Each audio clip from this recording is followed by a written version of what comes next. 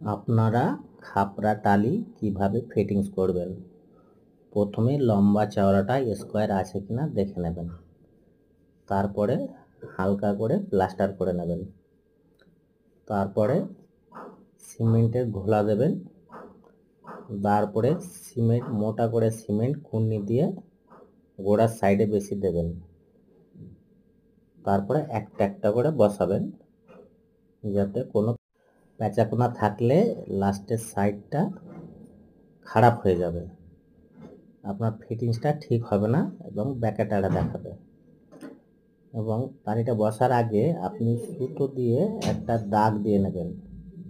যদি দুই সাইডে সুতো ধরে ফিটিংস করেন তাহলে অনেক সময় দেখা যায় সুতোটা ঠেকে যাচ্ছে, দিয়ে কম বেশি হয়ে যাচ্ছে। আর দাগ দিয়ে নেবেন, দাগের উপরে দেখে দেখে বসাবেন, তাহলে ফিটিংসটা একেবারেই সঠিক ফিটিংস হবে। তারপরে এইটা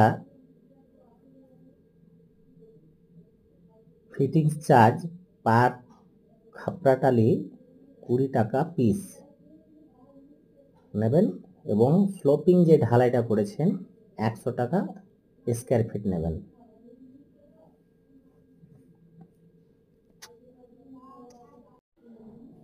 যেটা শেষ টাইলস বসাবেন ওইটা সিমেন্টের ঘোলাটা খুব ভালো করে দেবেন।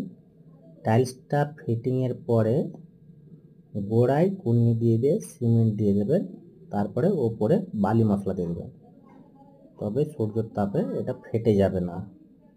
এইভাবে করবেন আপনারা, খুব সুন্দর লাগবে।